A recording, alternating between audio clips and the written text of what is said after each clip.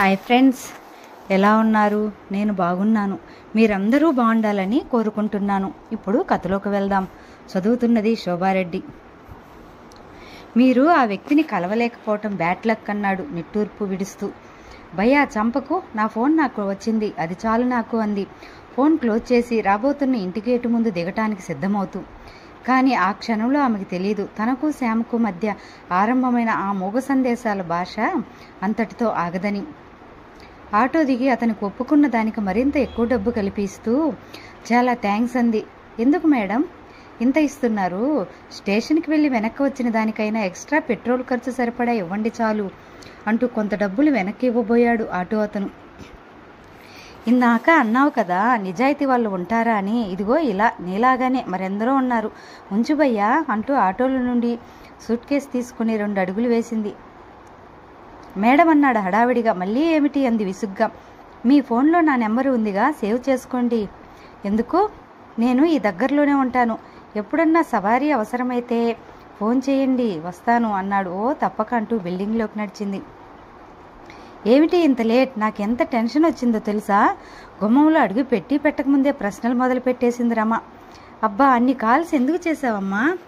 ఆడపిల్లవి, మా టెన్షన్. ఈ డైలాగ్ విని విని విసుగొచ్చింది. ఇంకా చాలమ్మా, అసలే ట్రైన్ లేట్ అయింది, ఇక ఆఫీస్కి పరుగు పెట్టాల్సిందే. ప్రయాణం వలన ముందే అలసటగా ఉంది, స్నానం చేసి వస్తాను, కాస్త బ్రేక్ఫాస్ట్ పెట్టే ప్లీజ్ అంటూ గబగబా తన బెడ్రూమ్లోకి నడిచింది సత్యభామ.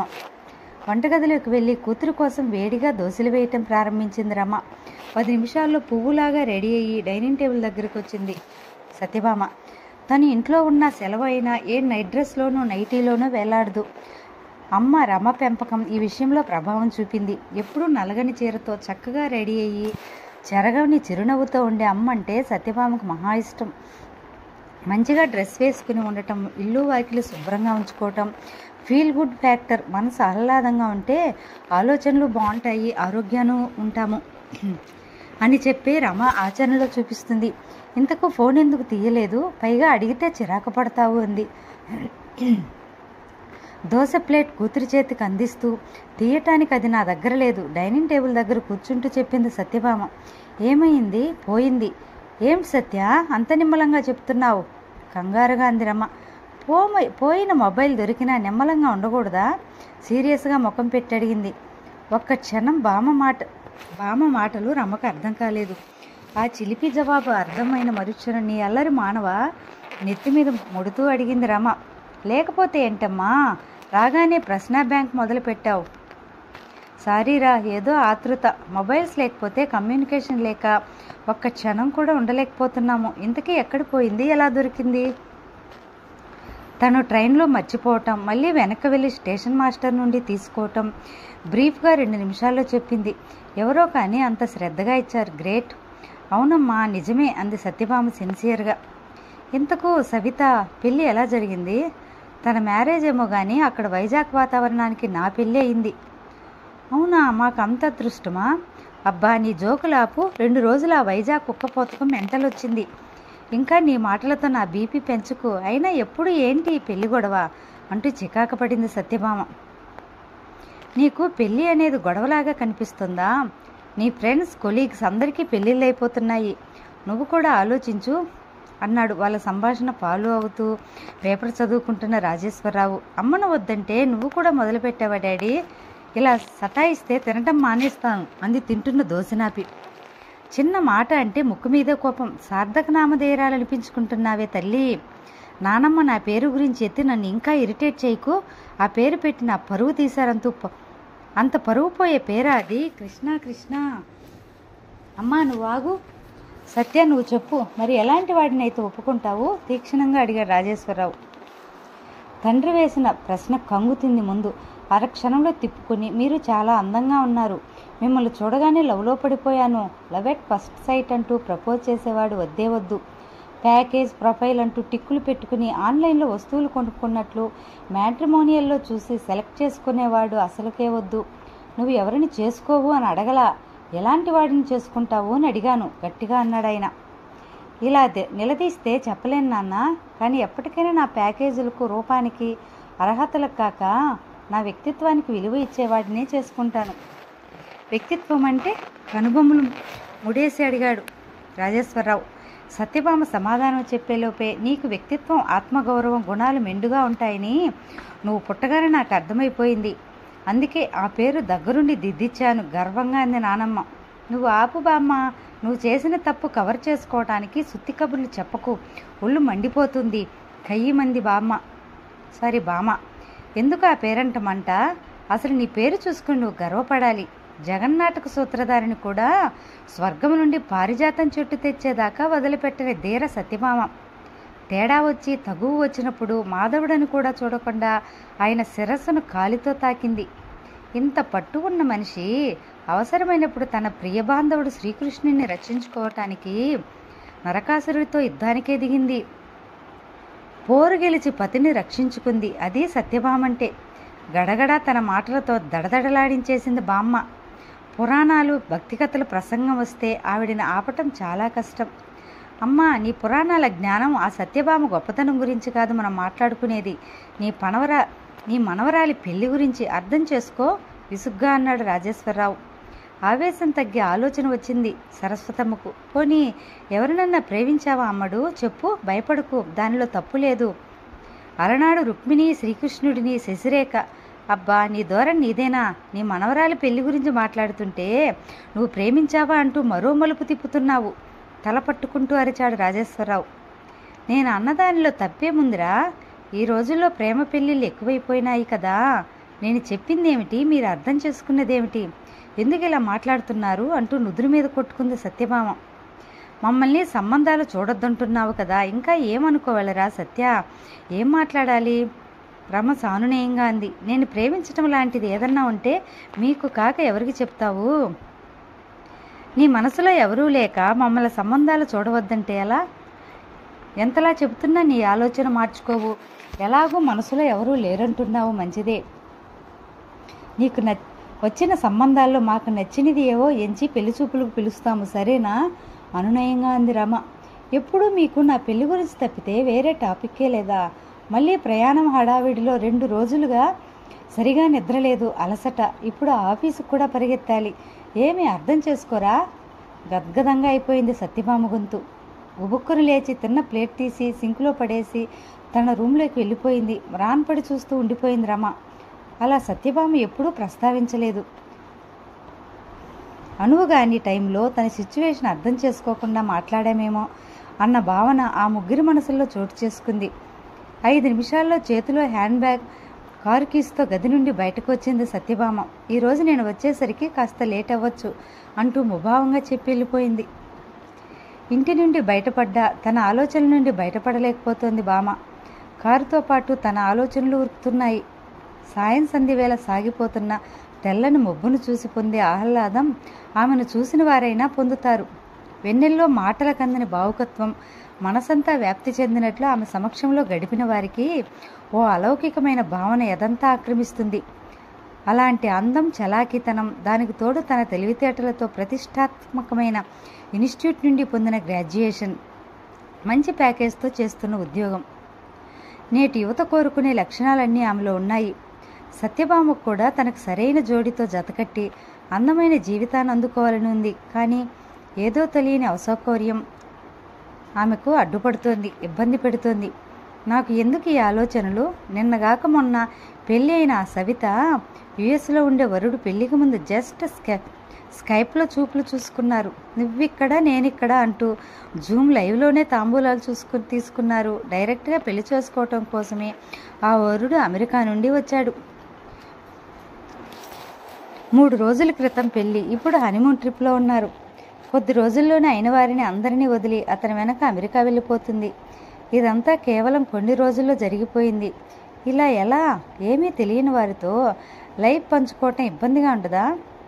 నేను అతిగా ఆలోచిస్తున్నానా? అమ్మా నాన్నలను కూడా కష్టపెడుతున్నానేమో. ఇంతకీ నన్ను చేసుకోబోయే ఆ మహానుభావుడు ఎక్కడున్నాడు? అంతలోనే నువ్వు మహానుభావుడువా? అంత సీన్ ఉందా నీకు? తనకు తెలియని ఆ వరుడు గురించి పన్నీగా అనుకుంటూ తనలో తను నవ్వుకుంది. చేతుకున్న వాచ్ టైంనే లొక్కేసింది. Oh my God! పెళ్లి టాపిక్తో బుర్ర వేడికిపోతుంది, టైం ఉరికిపోతుంది. కమాన్ సత్య, కూల్ అంటూ స్పీడ్ పెంచింది.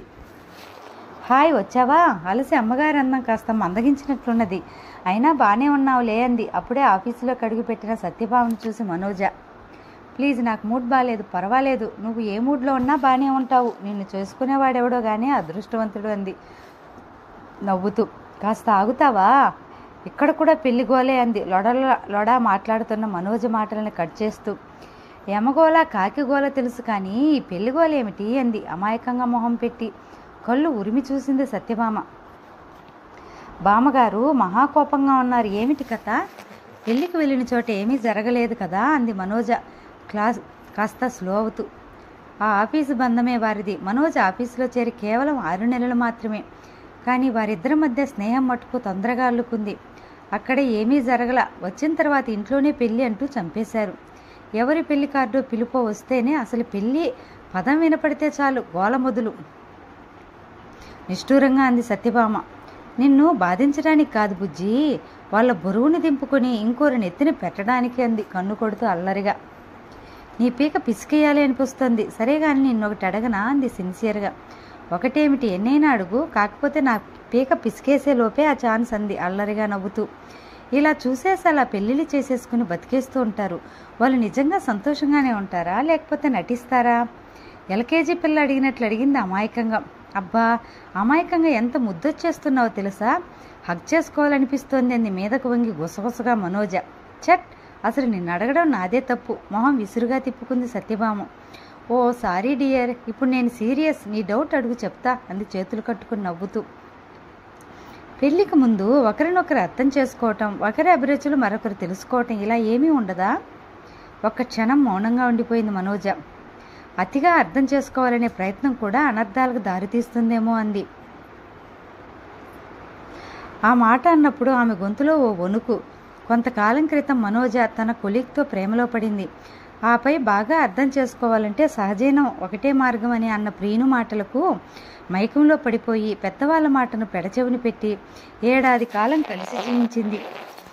ఓ ఫైన్ మార్నింగ్ మనకు వర్కౌట్ అవ్వదు, ఇంకా క్లోజ్ చేద్దాం డిక్లేర్ చేశాడా ప్రియుడు. ఎందుకు? నిలదీసింది మనోజ. బోర్ కొట్టింది. వాట్?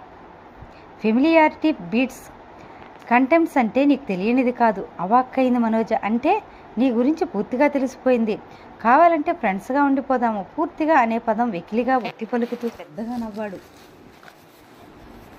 పుష్పించిన ప్రేమ ఫలిస్తుంది అనుకుంటున్న తరుణాన చీడపట్టిన కాయలాగా రాలిపోయింది తన ప్రియుడు ప్రాణసకుడు అనుకున్నవాడు అన్న మాటలు మనోజ్ని ఒక్కసారిగా కుదిపేశాయి. అతని కుట్ర అర్థమైంది. గుడ్ బై చెప్పేసింది. ఆ అనుభవం తన ఊహకందని విధంగా మనోజ్ను పొంగతీసింది. అది తట్టుకోలేక అయిన వారికి దూరంగా వచ్చి ఇక్కడ ఆఫీసులో చేరింది మనోజ. ఆ విషయం ఒకానొక సందర్భంలో సత్యభామతో పంచుకుంది కూడా. మనోజ జవాబులో సత్యభామకు ఆమె గతం దోత్యకమైంది. అందుకే వెంటనే సారీ మనో, నా టెన్షన్లో ఏదో అడిగేశాను అంది మనస్ఫూర్తిగా తన భుజం మీద చెయ్యేసి. No sorries dear. సరే కానీ నీకు ఎలాంటివాడు కావాలి? కాస్త సెలవిస్తారా బామ్మగారు అంది మామూలుగా నవ్వేస్తూ. ఒక్క క్షణం ఆలోచనలోకి జారుకుంది బామ. కమాన్ డియర్, సస్పెన్స్ తట్టుకోలేకపోతున్నాను. చెప్పు. నా ప్యాకేజీలు ప్రాపర్టీలు తెలియకుండా నా వ్యక్తిత్వాన్ని గౌరవించి నన్నుగా ప్రేమించి అని చెబుతుండగానే నిన్ను నెత్తిన పెట్టుకునేవాడు కావాలి. చాలా తల్లి, అది సాధ్యమయ్యే పనా? ఏవో సినిమాలు చూసి ఊహాలోకంలో విహరించకే బుజ్జి. కాస్త ప్రాక్టికల్గా ఉండు. ఇలా అయితే మీ అమ్మ వాళ్ళకి కష్టమే.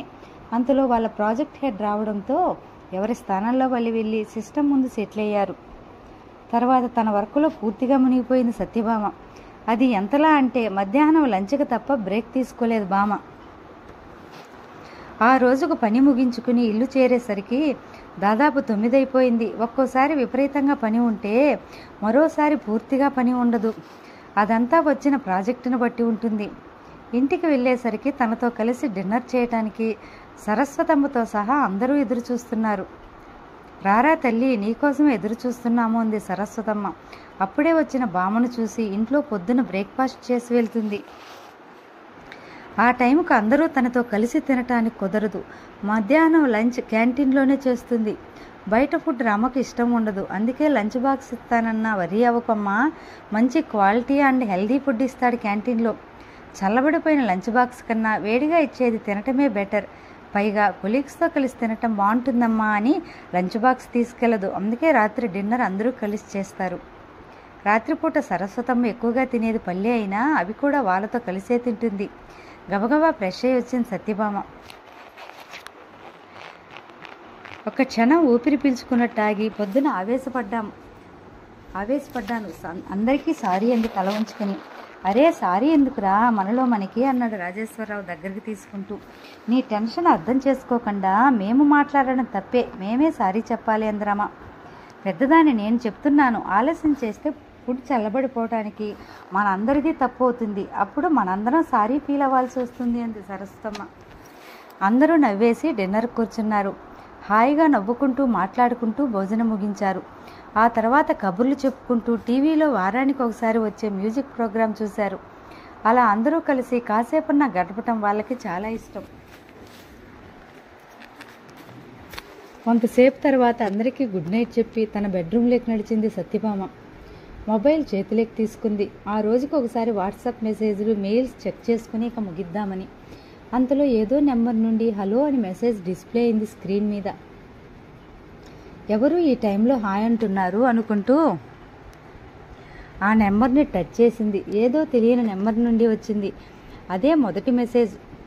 ముందు రికార్డ్స్ ఏమీ లేవు. ఎవరో పని లేనోళ్ళు తెల్లారి లేస్తే చాలు డిస్కౌంట్ సేల్స్, ప్రత్యేక ఆఫర్లు అంటూ చంపుకు తింటారు. అసలు ఎవరు పడితే వాళ్ళకి నెంబర్లు ఎలా దొరుకుతాయో అనుకుంటూ మొబైల్ క్లోజ్ అయిపోయింది. హాయ్ మిమ్మల్నేనండి, మొబైల్ తీసుకుంటారా అంటూ అదే నెంబర్ నుండి మరో మెసేజ్ వచ్చింది. మీరెవరు, అసలు ఎక్కడి నుండి పట్టుకుంటారు మా నెంబర్లు, బిజినెస్ మ్యాటర్స్ మెసేజెస్తో చంపేస్తున్నారు, అది ఈ రాత్రి టైంలో. చికాకు అణుచుకుంటూ మెసేజ్ టైప్ చేసి సెండ్ కొట్టింది. సారీ, తీసుకున్నారా బదులు తీసుకుంటారా అని రాంగ్గా టైప్ చేశాను. బిజినెస్లు గట్రా కాదు. పొద్దున రైల్వే స్టేషన్లో స్టేషన్ మాస్టర్ నుండి మొబైల్ తీసుకున్నారా లేదా కనుక్కుందామని పలకరించాను. ఇప్పుడు తిరుగు ప్రయాణంలో ఉన్నాను, అందుకే నాకు పొద్దున మొబైల్ సంగతి గుర్తుకు వచ్చి మెసేజ్ చేశాను. టైం సంగతి గమనించలేదు. అవతల నుండి కంగారుగా మెసేజ్ పంపాడు శ్యామ్. నా నెంబర్ మీకెలా తెలుసు, ఆలోచనగా అనుమానంగా మెసేజ్ చేసింది. పొద్దున తన డ్యూటీ అయిపోయే టైంలో నేను వెళ్ళి మొబైల్ ఇచ్చి ఈ మొబైల్ ఆ వచ్చిన వాళ్ళకి ఇవ్వండి అని అడగటం ఆయనకు నచ్చలేదు. ఆ ఇరిటేషన్ మూడ్లో మొబైల్ సంగతి పట్టించుకోడేమో అని అనుమానం వచ్చింది. అందుకని మీ మొబైల్ నుండి నాకు కాల్ ఇచ్చుకుని సేవ్ చేసుకున్నాను. మీ డౌట్ క్లియర్ అయిందా? అవతల శ్యామ్ మెసేజ్ టైప్ చేస్తున్నప్పుడే డిస్ప్లే అవుతున్న ఆ నెంబర్ను ఓసారి కాన్సన్ట్రేషన్తో చూసి పొద్దున మిస్డ్ కాల్స్లో చకచకా చెక్ చేసింది సత్యభామ. అమ్మ రమ నుండి వచ్చిన 1/2 డజన్ మిస్డ్ కాల్ మధ్య ఈ కాలు ఒదిగిపోయింది. కాల్ ల్యాండ్ అయిన టైం కూడా సరిపోయింది. పొద్దున హడావిడిలో ఈ మిస్డ్ కాల్ గమనించలేదు. అనవసరంగా ఏదేదో మెసేజ్ చేసేశాను. సత్యభామ మనసు నిండా అపరాధ భావన. ఏమిటండి జవాబు లేదు, సత్యభామను ప్రశ్నిస్తూ శ్యామ్ ప్రశ్న ల్యాండ్ అయింది. ఓ ఎక్స్ట్రీమ్లీ సారీ, మీ మెసేజ్కు అనుమానంగా సమాధానం ఇచ్చాను. నిజంగా మీరు చాలా గొప్ప హెల్ప్ చేశారు. Thank you so much. అరే అది ఏమంత గొప్ప పని, చిన్న హెల్ప్ అంతే కావచ్చు. పోయిందనుకున్న మొబైల్ దొరకటం పెద్ద హెల్పే కదా. అది లేనిదే క్షణం గడవని రోజులు ఇవి థ్యాంక్స్ అగైన్ అంది సత్యభామ. ఏంటో వయసుతో సంబంధం లేకుండా ఈయనకు ఈ ఫ్రస్ట్రేషన్, ఇరిటేషన్ ఏమిట్రా బాబు అని పొద్దున స్టేషన్ మాస్టర్ గురించి మనసులో విసుగ్గా అనుకున్నాను. కానీ ఇప్పుడు ఆయన థ్యాంక్స్ చెప్పాలనుకుంటున్నాను. ఆ మెసేజ్ చదివి ఏదో పొద్దున్నే తనకున్న ఫ్రస్ట్రేషన్ తెలిసినట్లుగా అవతల వాళ్ళ టాపిక్ టచ్ చేస్తున్నారు అని ఉలిక్కిపడింది. అవునండి, పరుగుల ప్రపంచంలో అందరికీ అలాగే ఉంది. ఇంతకు ఎందుకు ఆయనకు థ్యాంక్స్ అని మెసేజ్ చేసింది? ఆయన అలా ఉండబట్టే కదా మీ నెంబర్ సేవ్ చేసుకుని మీ నుండి ఇలా గుట్టలు థ్యాంక్స్ అందుకుంటున్నాను. ఇంతకు నాతో చాటింగ్ చేసేది స్టేషన్ మాస్టర్ కాదని నమ్మవచ్చా అన్న మెసేజ్ పెద్ద నవ్వు ఎమోజీతో వచ్చింది సత్యభామకు. షూర్ నమ్మొచ్చు అని తను కూడా పక్కురు నవ్వుతున్న ఎమోజీతో కలిపి పోస్ట్ చేసింది. ఓకే బాయ్, నేను తిరుగు ప్రయాణంలో స్టేషన్లో వెయిట్ చేస్తున్నానని చెప్పాను కదా. ప్రొద్దున 1/2 గంట ఆలస్యంగా వచ్చిన ట్రైన్ బెంగతో వదలలేక 1 గంట ఆలస్యంగా బయలుదేరింది. నేను ట్రైన్ ఎక్కాలి అని మెసేజ్ ల్యాండ్ అయింది. హ్యాపీ జర్నీ బాయ్ అని జవాబు మెసేజ్ చేసింది. కానీ అప్పటికే శ్యామ్ మొబైల్ క్లోజ్ చేయడంతో ఆ మెసేజ్ చదవలేదు. పడుకోవటానికి తను కూడా మొబైల్ క్లోజ్ చేసి పక్క మీద చేరింది ఆవలిస్తూ. ఎవరో తెలీదు, అయినా పొద్దున ఓ సాయం, ఇప్పుడు 10 నిమిషాలు ఇలా మాటలు. చిత్రంగా ఉంది. ఈరోజు ఆలోచిస్తూ నిద్రలేకి జారుకుంది సత్యభామ. వాట్సాప్లో మెసేజ్ వచ్చినట్టు బీప్ సౌండ్ వచ్చింది. ఉలిక్కిపడి కళ్ళు విప్పింది. సైలెంట్లో పెట్టడం మర్చిపోయాననుకుంటూ మొబైల్ని చేతిలోకి తీసుకుంది. సైలెంట్లో పెట్టడానికి రోజు పడుకునే ముందు మొబైల్ని సైలెంట్లో పెట్టడం అలవాటు తనకి. ఈరోజు అలా పెట్టే టైంకి శ్యామ్ ఆన్లైన్లోకి రావటం, ఇంటరాక్ట్ అవటంతో మర్చిపోయింది. శ్యామ్ నుండి వచ్చిన మెసేజ్ వల్లనే ఆ బీప్ సౌండ్ వచ్చింది. స్క్రీన్ మీద సారీ, పొరపాటంటూ పదాలు కనపడ్డాయి. ఇంతలోని ఈ సారీలేమిటి అనుకుంటూ ఆ వాట్సాప్ మెసేజ్ మీద టచ్ చేసింది. మొదట హ్యాపీ జర్నీ బైక్ బదులుగా థ్యాంక్స్ బై అని ఉంది. తర్వాత ఒక ఆడియో ఉంది. ఆ తర్వాత సారీ, పొరపాటుగా పోస్ట్ చేశాను. పైన పాట గ్రూప్లో మా అమ్మ పాడింది. ఇప్పుడు వింటూ అమ్మా ఇదిగో నువ్వు పాడిన ఈ పాట వింటున్నాను, అలసట మర్చిపోతున్నాను అని అమ్మకు పోస్ట్ చేస్తూ గుబుక్కుని మీ నెంబర్కు ఫార్వర్డ్ చేశాను. ఇంట్రెస్ట్ ఉంటే వినండి అన్న మెసేజ్ నమస్కారం బొమ్మతో వేసి ఉంది. అబ్బో, నాలాగనే అమ్మ అంటే స్పెషల్ అటాచ్మెంట్ ఉన్నట్లుంది అనుకుంటూ కుతూహలంగా ఆ ఆడియోను ప్రెస్ చేసింది. నిద్రపో నిద్రపో అని శ్రావ్యమైన పాట ఆరంభమైంది. ఎవరిదో మహిళ గొంతు తీయగా ఉంది. ఎంత బాగుంది గొంతు అనుకుంటూ ఆస్వాదిస్తూ నిద్రలోకి జారిపోయింది. వారిద్దరి మధ్య చాలా చిన్న ఇంటరాక్షన్స్. అది కొద్దిసేపే కానీ ఆమె సేద తీరింది. మనసు తేలిక పడింది. ఒకరి గురించి ఇంకొకరికి ఏమీ తెలియలేదు. కనీసం అవతలి వ్యక్తి ఆడో మగో కూడా ఐడియా లేదు. అప్పటికి వారికి ఆ విషయంపై ఆలోచన, ఆసక్తి రెండూ లేవు. తెల్లారి లేచిన తర్వాత నిన్న జరిగినదంతా ఓ కలగా, భిన్నమైన రోజుగా అనిపించింది సత్యభామకు. అది కలగాదని తిరిగి దొరికిన చేతిలో ఉన్న మొబైల్, దానిలో మెసేజ్లు సాక్ష్యంగా నిలిచాయి. నిన్న రాత్రి పాట వింటూ నిద్రలేకి జారిపోవటం గుర్తుకొచ్చింది. చివరి మెసేజ్ మళ్ళా చదివింది. అమ్మ పాడటం, గ్రూప్లో పోస్ట్ చేయటం ఏమిటి, తెలుసుకోవాలనే ఆసక్తి తొంగి చూసింది. అంతలోనే ఎవరో తెలియని వారితో ఎందుకు అనవసరమైన ఇంటరాక్షన్స్ అని తనను తాను కంట్రోల్ చేసుకుంది. కానీ ఆ నియంత్రణ ఓ గంట తర్వాత నిలవలేదు. గుడ్ మార్నింగ్, మీ అమ్మగారి పాట చాలా బాగుంది. ఆవిడ సింగరా? ఈ గ్రూప్ ఏమిటి, మ్యూజిక్ గ్రూపా అని మెసేజ్ చేసింది. ఆ మెసేజ్ అవతల వారికి చేరినట్లుగా 2 టిక్కులు పడ్డాయి, కానీ చదివినట్లుగా లేదు. జవాబుగా ఎటువంటి మెసేజ్ రాలేదు. మళ్ళా టచ్ లేకొస్తే నిన్నలాగా కన్ఫ్యూజ్ అయ్యి ఏదేదో అనేయకుండా ఈ నెంబర్ సేవ్ చేసుకుంటే పోతుందేమో. అవతల వారి వివరాలు, కనీసం పేరు కూడా తెలియదే, మరి ఏమని సేవ్ చేయాలి? ఒక్క క్షణం ఆలోచించింది. ఓకే, జర్నీతోనే కదా మేము టచ్లోకి వచ్చింది, సో జర్నీ అని సేవ్ చేస్తాను. మొబైల్లో కాంటాక్ట్స్లో వెళ్ళి శ్యామ్ నంబర్ని జర్నీ అనే పేరుతో సేవ్ చేసింది. గతంలో శ్యామ్ అన్నోన్గా సేవ్ చేసుకున్న సత్యభామ నంబర్, ఇప్పుడు సత్యభామ జర్నీగా సేవ్ చేసుకున్న శ్యామ్ నెంబర్ కలిసి వారి అన్నోన్ జర్నీ స్టార్ట్ అయింది. ఆసక్తిగా సమాధానం కోసం తన మెసేజ్ పంపిన ఆ నెంబర్లోకి 2-3 సార్లు తొంగి చూసింది, కానీ ఎటువంటి జవాబు లేకపోవడంతో ఆ తర్వాత తను దాని గురించి మర్చిపోయింది. పని ఉన్న వారికి, ప్రేమలో పడ్డవారికి వేగంగాను, మిగతా వారికి నెమ్మదిగాను రోజులు గడుస్తున్నాయి. కాలం మటుకు సమన్యాయంతో వ్యవహరించి శనివారం వారం కల్లా తిరిగి వచ్చింది. వంటగదిలో టిఫిన్ తయారు చేస్తోంది రమ. రోజులు దొర్లిపోతున్నాయి. పిల్లకు వయసు దాటిపోతుంది. పెళ్లి ప్రయత్నాలు సహకరించటం లేదు. ఇక ఇప్పుడు పెళ్లి చేసేది. ఆమె చేతులు అలవొక్క పూరీలను ఒత్తి నూనెలు ఫ్రైలు చేస్తున్నాయి. అలవాటైన పని కాబట్టి. కానీ మనసు మటుకు ఆలోచనలో వేగిపోతుంది. ఆలోచనలు కాస్త సర్దుబాటు చేసుకుని అందరికీ టిఫిన్ పెట్టేసి తన బ్రేక్ఫాస్ట్ కూడా పూర్తి చేసింది. తర్వాత మెల్లగా సత్యభామ రూమ్లోకి అడుగుపెట్టింది. రేపు ఆదివారం కదా అంది. బెడ్రూమ్లో మంచం మీద అడ్డంగా పడుకుని పుస్తకం చదువుకుంటున్న సత్యభామ పక్కలో కూర్చుంటూ రమ, ఈరోజు శనివారం అయితే రేపు ఆదివారమే కదా అంది అల్లరిగా సత్యభామ. నీ అల్లరి ఆపి నేను చెప్పేది విను. ఈరోజు రేపు నీకు సెలవు కదా, ఏమీ ప్రోగ్రామ్స్ పెట్టుకోక సత్య అంది రమ. ఏం, మీరెవరన్నా పారాయణ ప్రోగ్రామ్స్ పెట్టుకుంటున్నారా? మీ ఆంటీ గ్రూప్స్లో నన్ను కూడా చేర్చావా ఏంటి అంది సత్యభామ లేచి కూర్చుంటూ. ఆంటీలంటే అంత ఎగతాళి వద్దు అమ్మాయి. రేపు నీ పెళ్ళంటే ఎక్కడో ఉన్న బంధువులు కాదు, వీళ్ళే ముందుకొచ్చేది అంది. అబ్బా, ఏ టాపిక్ ఎత్తినా నువ్వు ఆ టాపిక్ దగ్గరికే తీసుకెళ్తావంటూ లేచి కూర్చుంది. ఆ విసుగు చూసి రమ గుండె గుబగబలాడింది. అయినా కాస్త ధైర్యం తెచ్చుకుని, చూడు సత్య, నీ పెళ్లి గురించి మాట్లాడితే నీకు కొంత అసౌకర్యంగా, అయిష్టంగా ఉంటుందనేది తెలుసు, కానీ మా పాయింట్ ఆఫ్ వ్యూలో కూడా ఆలోచించు. ఈరోజు నీకు తోడుగా మేమున్నాము, కానీ శాశ్వతంగా ఉండం కదా. మా తదనంతరం నీకు ఎవరి తోడు ఆలోచించు. అమ్మా ప్లీజ్ అలా మాట్లాడొద్దు అంది రమ నోటి మీద చెయ్యి అడ్డుగా పెట్టి. ఆమె మాట్లాడేది ఆఫ్ చేసి గట్టిగా కౌగిలించుకుంది. మేమిప్పుడే పారిపోవటం లేదులే, గ్రాండ్ చిల్డ్రన్స్ని పెంచటం, వాళ్ళతో ఆడుకోవటం, కొట్లాడుకోవడం, వాళ్ళు తిడితే భరించటము, అలా మాకు గోల్స్ ఉన్నాయిలే అంది నవ్వుతూ. అబ్బా మళ్ళా మొదటికొచ్చావా? మొదటికి రావటం కాదు, అదే మొదలు. ఓ మంచివాడికిచ్చి పెళ్లి చేస్తే మాకు ఒక రిలీఫ్ ఉంటుంది. వాడు మంచివాడిని ఎలా తెలుస్తుంది? మొహం మీద రాసుకుని తిరుగుతాడా? అదృష్టం బాగుంటే సరే, లేకపోతే మీదేం పోయింది, నా పని పట్టవుతుందని నాకు భయం గోముగా అంది. అలా ఎందుకు అనుకుంటున్నావు బామా? మీ నాన్న నేను పెళ్లికి ముందు ఎవరికి ఎవరమో మా ఇరు కుటుంబాల గురించి బాగా ఎరిగిన మధ్యవర్తులు మా సంబంధం కుదిర్చారు. వాళ్ళు ఆశించినట్లే మేము సంతోషంగా ఉన్నాం, పెద్ద ఇబ్బందులు రాలేదు. అలాగే నీకు కూడా ట్రై చేద్దాం అనుకుంటున్నాము. కుటుంబం గురించి తెలియటం అంటే పద్ధతులు, ఆహారపు అలవాట్లు. స్టాప్ అమ్మా అడ్డుపడింది సత్యభామ. అర్థం కానట్లు చూసింది రమ.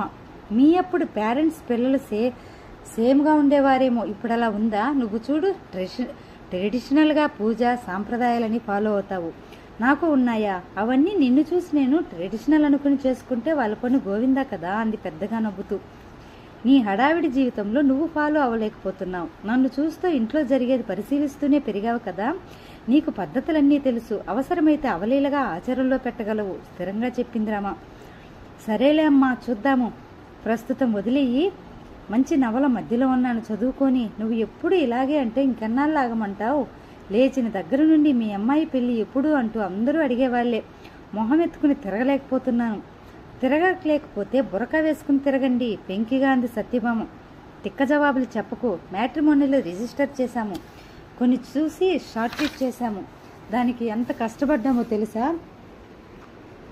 1 అంటే 1 ఉండదు క్వాలిఫికేషన్. జాతకాలన్నీ సూట్ అయ్యి కొన్ని ఎంచుకోవటానికి తల ప్రాణం తోకకొచ్చింది. ఎవరినడి కష్టపడ్డారు? నిలదీస్తున్నట్లేంది. జవాబు చెప్పలేనట్లు చూస్తూ ఉండిపోయింది రమ. అమ్మా నేను 100 సార్లు చెప్పాను, ఇలా పెళ్లి చూపుల్లో కూర్చొని 10 నిమిషాల్లో స్వీట్స్ హార్ట్స్ మెక్కేసి ఆపై మీ హాబీలు, శాలరీ ప్యాకేజ్ ఏమిటి అని మాట్లాడేసుకుని అంతకుముందే కలెక్ట్ చేసి పెట్టుకున్న సమాచారం ఇది కలుపుకొని బేరీజు వేసుకుని తమ అంచనాలను అందుకుంటే పెళ్లికి ఎస్ చెప్పటం, లేకపోతే నో అనేయటం నాకు నచ్చదు. బుక్క తిప్పుకోకుండా చెప్పింది. ఒక్క పిల్లవి, పెళ్ళి అయిన 6 ఏళ్లకు పుట్టావని అతి గారాబం చేసేసరికి ఇలా మొండిగా తయారయ్యావు. మేమందరం పెళ్లి చేసుకోవాలా? సంతోషంగా ఉండటంలా? అప్పుడే అక్కడికి వచ్చిన సరస్వతమ్మ బామ చెప్పినది విని గబగబా జాడించింది. గత కొద్ది నెలలుగా కొడుకు కోడలు మనవరాలి పెళ్లి విషయంలో పడుతున్న ఆందోళనను గమనిస్తూనే ఉంది. అది ఆవిడ మనసును కష్టపెడుతోంది. ఏ విషయం కల్పించుకొని ఆవిడ అందుకే ఈరోజు ఇలా ఆవేశపడింది. బామ్మ, ఆ ఓల్డ్ డేస్ గురించి నాకు చెప్పకు కోపంతో అరిచింది. ఏమిటి ఓల్డ్ డేస్? పెళ్లి చేసుకుని అత్తారింటిలో అడుగు పెడితే దెబ్బకి తిక్క ఆలోచనలు ఎగిరిపోతాయి. అప్పుడు ఏవి పోతాయో నాకు తెలియదు, కానీ ఇప్పుడు మటుకు నేను నా ఫ్రెండ్ శ్రీనిధి ఇంటికి పోతున్నాను. అది ఎలాగో సినిమా టికెట్స్ బుక్ చేశాను, రమ్మని మెసేజ్ పెట్టిందని చిటుక్కుని లేచి చుటుక్కుని తయారయ్యింది. లంచ్కి కూడా రాను, సాయంత్రం వస్తాను. స్కూటీ కీస్ తీసుకుని 3 ముక్కలు చెప్పింది. నీ ఇష్టం వచ్చినట్లు ఊరేగు, నాకు అనవసరం. ఓర్పు నశించిన రమ కచ్చిగా అంది. అమ్మా, మీరు చెప్పిన దానికి నేను ఊకొట్టలేదని నువ్వు చిరాకు పడుతున్నావని నాకు తెలుసు. పెళ్లి కబుర్లతో వేయించేశారు. నేను ఊరేగటానికి వెళ్ళటం లేదు. మీ మాటలతో వచ్చిన తలనొప్పి తగ్గించుకోవడానికి వెళుతున్నాను అంటూ విసురుగా వెళ్ళిపోయింది బామ. ఈ విసురు కోపం చూస్తుంటే దీనికి సత్యభామ అని పేరు పెట్టి తప్పు చేసినట్లున్నాను సిన్సియర్గా చెప్పింది సరస్వతమ్మ. పుట్టినప్పటి నుండి ప్రతిదీ తన ఛాయిస్ అని చనువు ఇచ్చి ఇట్లా కొరకరాని కొయ్య చేశారు. కట్టుకున్న బట్ట, తినే తిండి, చదివే చదువు, ఉద్యోగం అంతా దాని పెత్తనమే. దానితో తనకున్నదే పర్ఫెక్ట్ అనే మైండ్ సెట్ ఏర్పడింది. మనం చెప్పేదానికి విలువ లేకుండా పోయింది. ఆవేదన అంతా కలిపి రాజేశ్వరరావు మీద చూపించింది రమ. మ్యాటర్ సీరియస్గా మారిందని తెలిసి సరస్వతమ్మ తన గదిలోకి తప్పుకుంది. వయసు మీరిన మనిషి అయినా వాళ్ళందరూ ఆమె పెద్దరికాన్ని గౌరవిస్తున్నా ఓ స్థాయి మించి ఆవిడ దేనిలోనూ కల్పించుకోదు. అదే ఆవిడ ప్రత్యేకత. తను కల్పించుకోవటం వల్లే ఇంత గోల జరిగిందేమో అని ఆమె మనసులో ఓ చిన్న అపరాధ భావం కూడా ప్రవేశించింది. అది కూడా అలా ఆమె వారి మధ్య నుండి తప్పుకోవటానికి కారణం. రమా, ఆవేశపడిపోకు. నీ ఉద్దేశంలో నేనిచ్చిన చనువు తప్పు, కానీ నేనిచ్చిన స్వేచ్ఛ తను ఎప్పుడూ దుర్వినియోగం చేయలేదు. వేషధారణలో ఆధునికతను అనుసరించిన అశ్లీలం వైపు అడుగులు వేయలేదు నా కూతురు. తను ఎంచుకున్న చదువు, ఉద్యోగంలో తన ఇష్ట ప్రకారం చేసినది ఏది ఇప్పటిదాకా ఫెయిల్ అవ్వలేదు. సో ఇప్పుడు మీది మీ కూతురు గొప్పతనం గురించి వద్దు, ఉన్న సమస్య గురించి ఆలోచిద్దాం. రాజేశ్వరరావు మాటలు విసుగ్గా కట్ చేసింది.